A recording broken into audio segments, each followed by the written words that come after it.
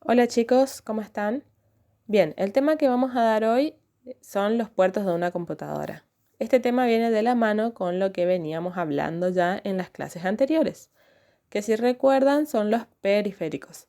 Hablamos sobre los tipos de periféricos que eran tres y dimos ejemplos también. Bien, como el monitor, el teclado, las impresoras, la pantalla táctil, etc. Bien, entonces ya vimos que hay una gran variedad de dispositivos que sirven para conectar la unidad central de la computadora con el mundo exterior.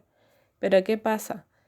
Para que estos puedan conectarse existen diferentes puertos, que ese es el tema que vamos a abordar hoy. Bueno, un puerto de una computadora sirve como interfaz para enviar y recibir datos entre la computadora y otras computadoras o dispositivos periféricos, ¿sí? Bien. El puerto de una computadora es una ranura o toma de corriente de un equipo en el cual se enchufa un conector que regularmente contiene un cable. Bien, existen diferentes puertos internos que sirven para conectar dispositivos como los discos duros, unidades lectoras de CD o DVD y otros dispositivos internos. Y también existen los puertos externos que permiten conectar impresoras, el mouse, los teclados, las tablets, los teléfonos celulares y otros dispositivos externos. Hablamos entonces de que hay dos tipos principales de puertos en la computadora: los puertos físicos externos y los puertos físicos internos. Dentro de los puertos internos encontramos al puerto AGP, que se utiliza exclusivamente para conectar tarjetas gráficas y debido a su estructura solo puede haber una ranura.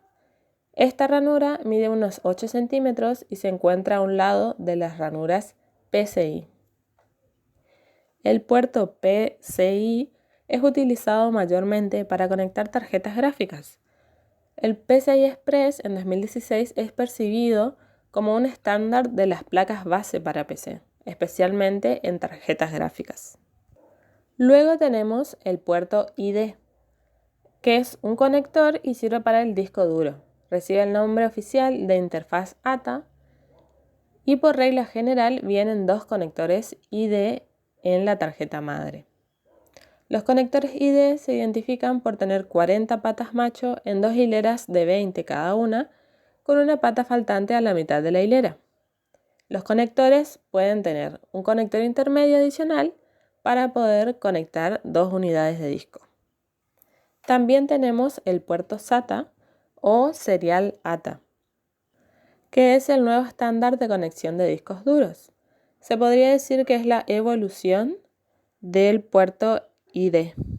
Bien, eso en cuanto a los puertos internos, ¿sí? Ahora vamos a hablar sobre los puertos externos. Nos encontramos con el puerto PS2. Toma su nombre de la serie de ordenadores IBM en 1987. El conector o puerto PS2 toma su nombre de la serie de ordenadores IBM, que es creada en 1987 y empleada para conectar teclados y mouse. Muchos de los adelantos presentados fueron inmediatamente adoptados en el mercado de PC, siendo este conector, decíamos, el PS2, uno de los primeros. Luego tenemos el puerto USB. El puerto USB es una entrada o acceso para que el usuario pueda compartir información almacenada en los diferentes dispositivos, ya sea una cámara de fotos, un pendrive, un celular, etcétera, ¿no es cierto? Con la computadora. Pueda compartir esta información con la computadora. También tenemos el puerto VGA. Este se trata de un conector sematrapezoidal con 15 terminales que se encarga de enviar las señales referentes a los gráficos desde la computadora hasta una pantalla para que sean mostradas al usuario. Por el hecho de permitir la transmisión de datos entre un dispositivo externo desde la computadora, se le denomina puerto. Bien, luego tenemos el puerto paralelo, Un puerto paralelo es una interfaz entre una computadora y un periférico, cuya principal característica es que los bytes de datos viajan juntos, enviando un paquete de bytes a la vez. ¿Qué quiere decir esto? Que se implementa un cable o una vía física para cada byte de datos, formando un bus. Mediante el puerto paralelo podemos controlar también periféricos de distintos dispositivos adecuados para automatización. Bien, seguimos con el puerto serial. Este es una interfaz de comunicaciones de datos digitales, frecuentemente utilizado por las computadoras y los periféricos. La información es transmitida byte a byte, enviando un solo byte a la vez, en contraste con el puerto paralelo que envía varios bytes simultáneamente. Seguimos con el puerto HDMI, que es el que provee una interfaz entre cualquier fuente de audio y video digital. Y por último vamos a hablar sobre los puertos de audio, que tienen la función de capturar audio procedente del exterior, grabar las señales de este audio y reproducir sonidos hacia bocinas y capturar la señal del micrófono desde la computadora.